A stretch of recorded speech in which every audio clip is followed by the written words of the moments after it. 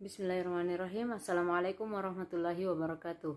Alhamdulillahirrabbilalamin. Wassalatu wassalamu ala asyrafil anbiya'i wal mursalin Sayyidina Muhammadin wa ala alihi washabihi ajmain, amma ba'd. Baiklah, langsung saja kami dari kelompok yang beranggotakan Muhammad Asjifri, Muhammad Zulkifli Sofyan, dan saya sendiri Zahrina Nurul Fajrin akan mempresentasikan makalah hasil diskusi kami dengan judul Hutang Piutang Perspektif Hadis. Latar belakang. Istilah hutang piutang tidak lagi asing di telinga masyarakat saat ini. Istilah ini telah lazim digunakan dalam konteks sederhana, akuntansi, perdagangan hingga bisnis perusahaan sekalipun. Namun demikian, pemahaman masyarakat tentang seluk-beluk kedua kata tersebut masih dangkal. Hutang piutang seringkali disebutkan bersama karena memiliki arti yang mirip dan dianggap negatif secara sekaligus. Sedangkan, kedua kata tersebut memiliki arti berbeda dari sudut pandang. Secara sederhana dapat disimpulkan, hutang dilihat dari sudut pandang orang yang meminjam uang bersifat negatif karena seseorang yang memiliki kewajiban untuk melunasinya.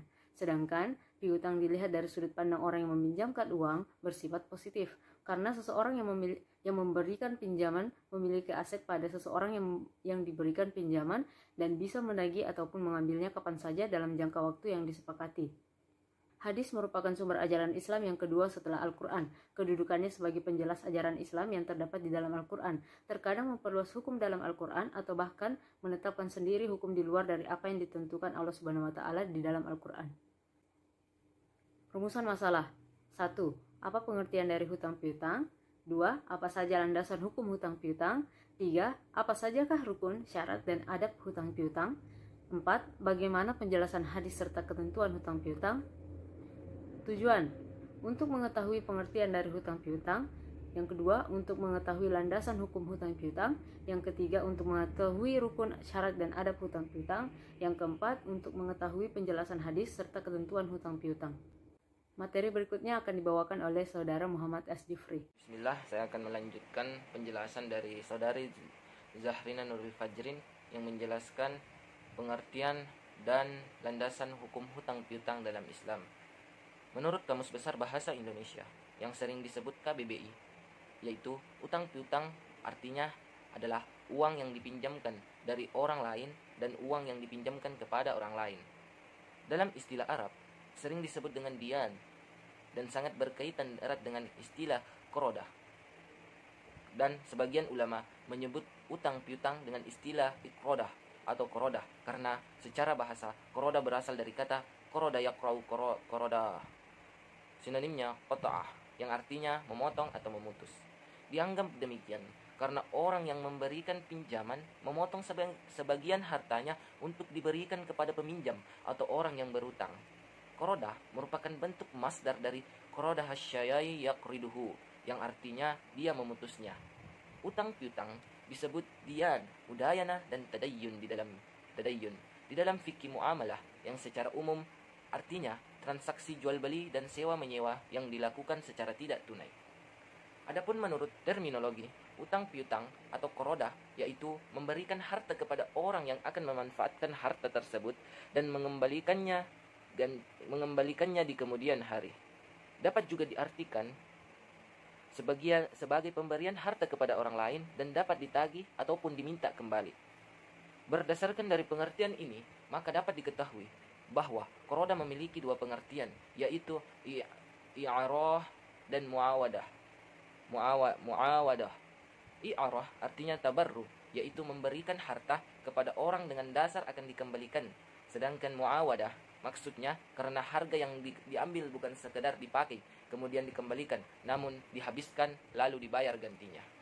Adapun menurut para ahli, yaitu menurut Khairuman Pasaribu dan Suhrawardi Lubis, utang piutang ialah memberikan suatu kepada seseorang dengan perjanjian dia akan membayar yang sama dengan itu. Sedangkan menurut Hanafiyah, utang piutang adalah harta yang memiliki kesepadanan yang diberikan untuk ditagih kembali. Mazhab yang lainnya mendefinisikan utang piutang sebagai bentuk dari pemberian harta dari seseorang kepada orang lain dengan ganti harta sepadan yang menjadi tanggungan yang meminjam. Yang sama dengan harta yang diambil, hal tersebut dimaksudkan sebagai bantuan saja kepada orang yang diberi. Adapun menurut para ulama, diantaranya Hanafiyah dan Syafi'i, utang piutang adalah harta yang diserahkan kepada orang lain untuk digantikan dengan harta yang sama. Ini pendapat Hanafiyah. Adapun Syafi'i berpendapat bahwa hutang piutang dalam istilah syarah diartikan dengan sesuatu yang diberikan kepada orang lain yang pada suatu saat harus dikembalikan. Dan menurut menurut Malikiyah, hutang piutang adalah penyerahan harta kepada orang lain yang tidak disertai dengan imbalan atau tambahan dalam pengembaliannya. Dan adapun menurut Yazid Afandi adalah memberikan harta kepada orang lain tanpa mengharapkan imbalan untuk dikembalikan dengan pengganti yang sama dan dapat ditagih kapanpun saja sesuai kehendak yang menghutangi. Dalam bukunya Fikih Sunnah, Syed Sabit memberikan definisi utang piutang sebagai harta yang diberikan oleh mukrah. Adapun landasan hukum hutang piutang. Dasar hukum utang piutang dapat kita temukan dalam Al-Quran dan hadis. Utang piutang dalam hukum Islam dapat didasarkan pada perintah dan anjuran agama, supaya manusia hidup saling tolong-menolong, serta bekerja sama dalam kebaikan. Firman Allah Subhanahu wa Ta'ala, A'udzubillahi minasyaitonirrajim, wa ta'awanu 'alal birri wat taqwa wa la ta'awanu 'alal itsmi wal udwan, yang artinya tolong-menolonglah kamu dalam mengerjakan kebajikan dan takwa, dan jangan tolong-menolong dalam berbuat dosa dan permusuhan. Quran Surat Al-Maidah ayat 2. Dalam transaksi utang piutang terdapat nilai luhur yang tinggi, yaitu perintah tolong-menolong dalam kebaikan. Pada dasarnya, pemberian utang kepada seseorang haruslah dengan niat yang tulus untuk beribadah kepada Allah Subhanahu wa Ta'ala semata. Sebagaimana dalam Al-Quran Surat Al-Hadid ayat 11, yang artinya, barang siapa yang menghutangkan kepada orang lain dengan hutang yang baik, maka Allah Subhanahu wa Ta'ala akan melipat gandakan atau membalas pinjaman itu untuknya dan ia akan memperoleh pahala yang banyak. Quran Surat Al-Hadid ayat 11. Ayat di atas menggambarkan bahwa Allah Subhanahu wa Ta'ala mendorong agar umat Islam berlomba-lomba dalam hal kebaikan, terutama dalam hal menafkahkan hartanya di jalan Allah Subhanahu wa Ta'ala, dan kemudian akan diganti dengan balasan yang berlipat-lipat kebaikannya. Sebaik-baik perkara adalah menolong orang yang teraniaya, sedangkan yang mendekatkan kepada rahmatnya adalah memudahkan kepentingan orang-orang yang membutuhkan. Islam menganjurkan dan menyukai orang yang meminjamkan hartanya dan membolehkan bagi orang yang diberikan hutang, serta tidak menganggap sebagian sesuatu yang makruh karena ia menerima harta untuk dimanfaatkan guna memenuhi kebutuhan hidupnya, serta apa yang dilakukan peminjam tersebut merupakan bentuk takarrub kepada Allah Subhanahu wa Ta'ala. Pembacaan materi berikutnya akan dilanjutkan oleh Saudara Muhammad Zulkifli Sofyan. Bismillahirrahmanirrahim. Baik, terima kasih. Saya akan melanjutkan pembahasan dari Saudara Zulkifli, yaitu pada poin C mengenai syarat, rukun dan adab hutang piutang. Pemberian hutang kepada seseorang sunnah hukumnya. Sunnah dapat dilakukan dengan kerelaan dan akan menjadi wajib apabila dilakukan kepada orang yang terlantar ataupun orang yang sangat membutuhkan bantuan tersebut. Ada beberapa hal yang dirukunkan untuk menimbulkan hutang piutang bersama dengan beberapa syarat yang harus dipenuhi seperti akad-akad yang lainnya di dalam muamalah. Saya akan menyebutkan satu rukun hutang piutang. Yang pertama ada ijab qabul, sighah al-aqd. Ijab qabul dimaksudkan sebagai pernyataan bahwa kedua belah pihak benar-benar menghendaki adanya ikatan hukum dengan hak dan kewajiban masing-masing, sehingga akad ialah ijab, yakni pernyataan dari pihak pertama mengenai perjanjian yang diinginkan, sedangkan qabul adalah pernyataan pihak kedua untuk menerima perjanjian tersebut. Lanjut pada poin ke B, yaitu masih menyangkut rukun hutang piutang, akid atau orang yang berhutang yang berpiutang. Kedua belah pihak yang menjalankan praktik hutang piutang ini dapat dianggap sebagai subjek hukum. Maka dari itu, sebagai yang berhutang dan yang berpiutang, kedua belah pihak harus memenuhi syarat yang sama seperti para pihak dalam jual beli. Seperti halnya dalam jual beli, karena walaupun sifatnya terbuka, tetapi sebagai akad diperlukan tanggung jawab dalam melaksanakan hak dan kewajibannya. Jadi perlu tanggung jawab, dibutuhkan orang yang mempunyai kecakapan untuk melaksanakan perbuatan hukum tersebut. Adapun syarat-syarat yang harus dipenuhi dalam rukun ini oleh atau dasar subjek hukum, yaitu pertama harus berakal, seorang harus memiliki akal. Kemudian yang kedua atas kehendak sendiri, atas kehendaknya pribadi. Ketiga, dia bukan pemboros atau dia suka mubazir. Kemudian yang keempat, dewasa dalam arti dia balik. Kemudian masih menyangkut rukun yang ketiga C, barang yang dihutangkan. Kedua belah pihak yang menjalankan praktek hutang piutang atau subjek hukum tidak dapat melakukan praktek hutang piutang tanpa ada objeknya, objek dari hutang piutang tersebut. Objek yang dimaksud ini barang yang dihutangkan. Objek ini adalah barang yang dihutangkan tersebut. Objek ini harus merupakan benda bernilai yang mempunyai persamaan dan penggunaannya mengakibatkan musnahnya benda hutang.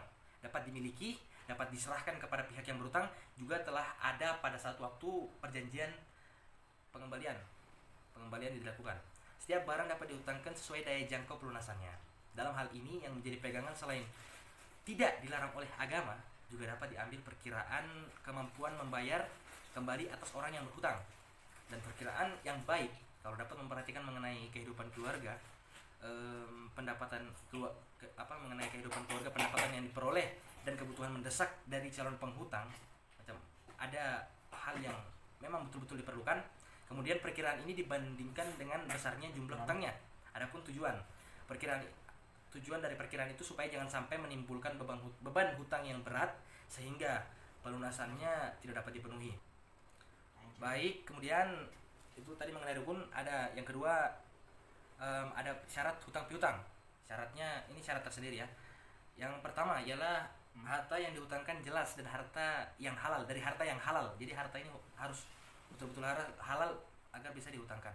Kemudian yang kedua, pemberi pinjaman tidak boleh untuk mengungkit masalah hutang dan tidak menyakiti perasaan pihak piutang atau piutang ini orang yang meminjam, orang yang meminta hutang berhutang tersebut. Kemudian yang ketiga, pihak piutang atau yang meminjam ini niatnya adalah untuk mencukupi keperluannya dan mendapat ridho Allah dengan mempergunakan yang dihutangkan secara benar. Jadi ini piutang ini, orang yang berhutang ini harus menjadikan barang hutangnya itu dilakukan secara benar karena Allah Ta'ala. Yang keempat, harta yang dihutangkan tidak membuat aturan memberi kelebihan kepada yang dihutangkan. Kemudian yang kelima, besarnya pinjaman. Jadi objek hutang, besarnya pinjaman atau qard harus diketahui takaran atau jumlahnya. Kemudian yang keenam, sifat pinjaman atau qard harus qardi harus diketahui jika dalam bentuk hewan. Jadi itu harus betul-betul diketahui. Kemudian yang ketujuh, masih menyangkut syarat pinjaman atau qardi berasal dari orang yang layak dimintai pinjaman. Jadi tidak sah apabila berasal dari orang yang tidak memiliki sesuatu yang bisa dipinjam atau orang yang tidak normal akalnya. Jadi orang yang kita pinjam ini dia harus betul-betul dia yang pantas untuk dipinjami. Dia harus juga berakal, istilahnya normal akalnya. Pinjaman atau qardi berasal dari orang yang layak dimintai pinjaman. Jadi tidak sah apabila berasal dari orang yang tidak memiliki sesuatu yang bisa dipinjam atau orang yang tidak normal akalnya. Oke, masuk pada poin ketiga. Ini masuk pada adab hutang piutang. Adab hutang piutang dalam Islam. Yang pertama, ada perjanjian tertulis dari saksi yang dapat dipercaya. Kemudian yang kedua, pihak pemberi hutang tidak mendapat keuntungan apapun dari apa yang dihutangkan. Pihak pemberi hutang tidak mendapat keuntungan apapun dari apa yang dipiutangkan. Kemudian yang ketiga, pihak piutang sadar akan hutangnya, jadi dia harus menyadarinya, jangan dilupakan atau dia anggap biasa. Harus melunasi dengan cara yang baik juga. Ini masih poin yang tadi ya, harus sadar, harus melunasi dengan cara yang baik dengan harta atau benda yang sama halnya dan berniat untuk segera melunasi. Jadi tidak boleh dilupakan, harus betul-betul sadar akan hutangnya itu.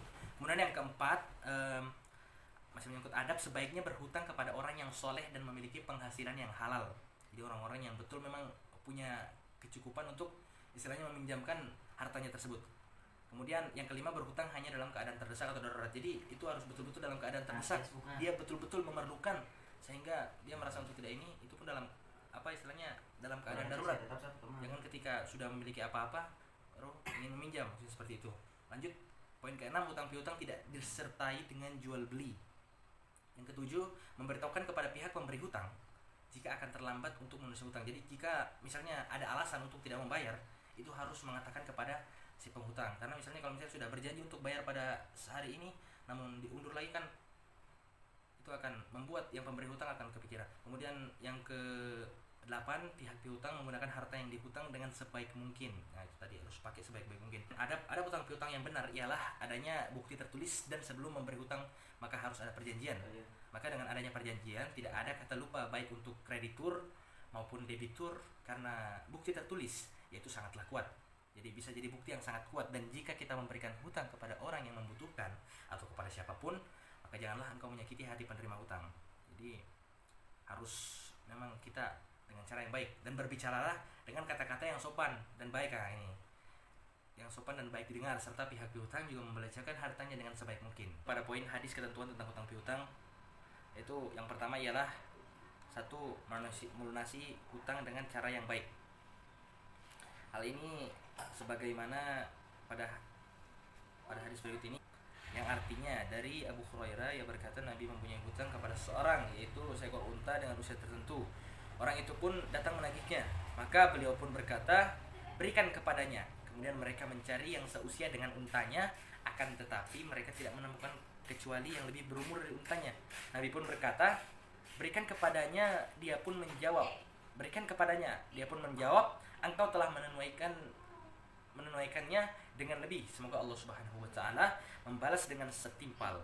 Maka Nabi Shallallahu alaihi wasallam bersabda, sebaik-baik kalian adalah orang yang paling baik dalam pengembalian hutang. Hadis riwayat Bukhari. Itu hadis yang pertama ya, tentang melunasi hutang dengan cara yang baik. Kemudian yang kedua, berhutang dengan niat baik dan akan melunasinya.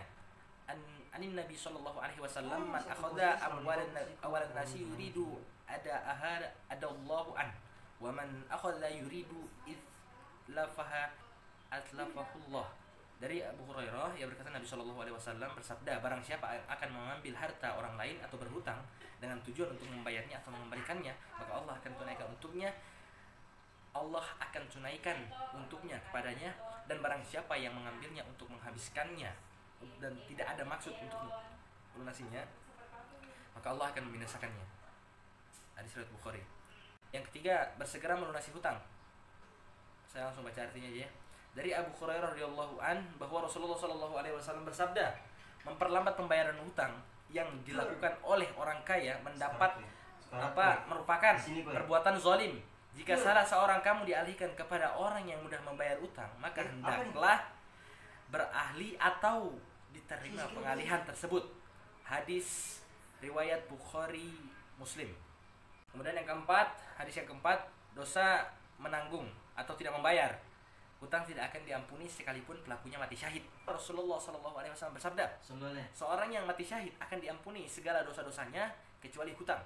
Sebagian orang yang bersikap menganggap remeh kewajiban untuk menunaikan hak orang lain, khususnya dalam masalah hutang piutang, padahal begitu besar ancaman bagi orang yang menyepelekan masalah ini. Oleh karena itu, hendaknya orang yang berhutang berupaya keras untuk melunasi hutangnya dan segera menyelesaikan kewajibannya begitu ada kemampuan untuk itu. Barang siapa yang memiliki kesungguhan untuk melunasi hutangnya, niscaya Allah Subhanahu wa taala akan membantunya. Baik, sekian pembahasan dari saya, Muhammad Ibnu Sofyan. Mungkin saya kembalikan kepada saudari Zahrina Nurul Fajrin. Kesimpulan, utang piutang secara terminologi artinya memberikan harta kepada orang yang akan memanfaatkan harta tersebut dan mengembalikan gantinya di kemudian hari. Dapat juga diartikan sebagai pemberian harta kepada orang lain dan dapat ditagih ataupun diminta kembali. Pada dasarnya, qard ialah bentuk akad yang bercorak pertolongan atau ta'awun dan kasih sayang kepada pihak lain yang membutuhkan. Sebab memberi pinjaman merupakan perbuatan ma'ruf yang dapat menanggulangi kesulitan sesama manusia. Seperti akad-akad yang lainnya, di dalam muamalah, hutang piutang juga memiliki rukun, syarat dan adab yang harus dipenuhi agar hutang piutang dapat terjadi dan berlangsung dengan baik dan benar. Dasar hukum hutang piutang dapat kita temukan dalam Al-Quran dan hadis. Hutang piutang dalam hukum Islam dapat didasarkan pada perintah dan anjuran agama supaya manusia hidup saling tolong-menolong serta bekerja sama dalam hal kebaikan. Selain dasar hukumnya berasal dari Al-Quran dan hadis Rasulullah, para ulama telah bersepakat bahwa al-qard atau utang piutang boleh dilakukan. Kesepakatan ulama ini didasari pada tabiat manusia yang tidak bisa hidup tanpa pertolongan dan bantuan saudaranya. Tidak ada seorang pun yang memiliki segala barang yang ia butuhkan. Oleh karena itu, pinjam-meminjam sudah menjadi satu bagian dari kehidupan di dunia ini. Islam adalah agama yang sangat memperhatikan segenap kebutuhan umatnya. Saran, terlepas dari hal-hal di atas, sekali lagi kami menyadari bahwa makalah yang kami susun ini masih banyak kekurangan dan jauh dari sempurna. Oleh karena itu, kami sangat mengharapkan kritik dan saran dari para pembaca untuk kami jadikan pelajaran agar tercipta makalah selanjutnya yang lebih baik lagi. Semoga makalah ini dapat membawa manfaat kepada kita semua. Itulah tadi pemaparan makalah dari kelompok kami.